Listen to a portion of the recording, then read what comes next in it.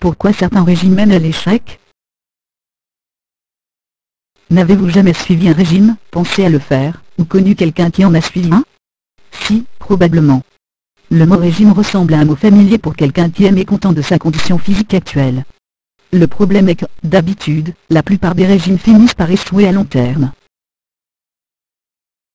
Suivre un régime s'applique d'habitude au fait de manger beaucoup moins, dans l'espoir que cela nous fasse perdre ces indésirables kilos de graisse.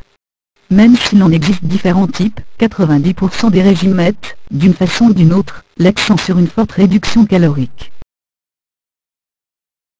Nous avons tous besoin quotidiennement d'un certain nombre de calories, afin de nous maintenir en vie, et d'exécuter des processus physiologiques.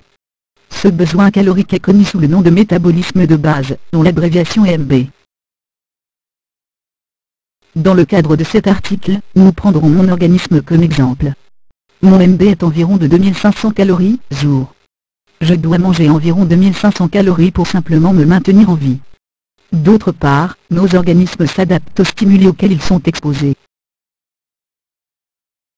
Par exemple, lorsqu'on fait de la musculation, notre corps s'adapte en développant la masse musculaire. Lorsqu'on court sur de longues distances, notre corps s'adapte en générant plus de vaisseaux capillaires pour améliorer le flux sanguin. Lorsqu'on est exposé à de basses températures, notre corps commence à trembler pour tenter de créer de la chaleur grâce aux contractions musculaires. L'important est que nos corps s'adaptent essentiellement à tout élément qu'ils subissent, y compris au nombre de calories que nous consommons quotidiennement. Ainsi, quand nos organismes sont exposés à un déficit calorique, un nombre de calories inférieur à notre MB, ils doivent s'adapter. Supposons que je veux suivre un régime, et que je commence à manger 1000 calories par jour au lieu des 2500 habituels. Une des premières façons dont mon corps va s'adapter, est l'utilisation de mes réserves adipeuses pour compenser le manque de calories. C'est pourquoi, la plupart des régimes semblent fonctionner au départ. La réalité est que l'organisme ne veut pas continuer à utiliser ces précieuses réserves adipeuses comme énergie. Le corps humain ne voit pas la graisse comme une mauvaise chose, c'est un mécanisme de secours, quand un déficit calorique se produit. Maintenant, voici le problème. Puisque mon corps ne veut pas continuer à épuiser ses réserves, il va s'adapter en abaissant le nombre de calories nécessaires à mon corps pour continuer à fonctionner.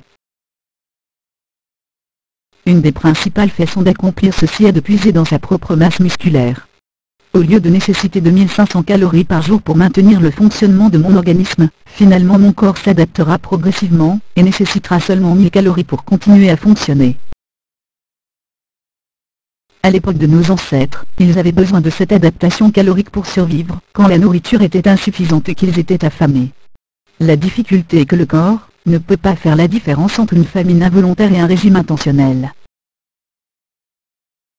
Une fois que le MB de mon organisme se sera ajusté au nouveau nombre de calories que je mange, il n'aura plus besoin d'employer sa réserve adipeuse de secours pour se maintenir en vie. C'est alors que votre perte de poids s'arrête, bien que vous continuiez votre régime.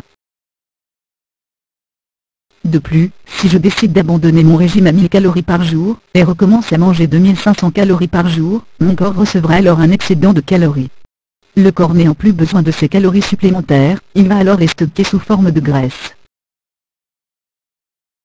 L'exception à ce stockage sous forme de graisse, est quand le corps doit développer du muscle, sous l'effet de l'exercice ou de la musculation, et même dans ce cas, toutes les calories ne sont pas employées pour la croissance musculaire. Maintenant que j'ai modifié mon MB à 1000 calories par jour, j'ai vraiment démoli mon métabolisme, et il va être plus difficile encore d'atteindre mon objectif de perte de poids. Sauf si, évidemment, je veux rester sur un régime hypocalorique toute ma vie.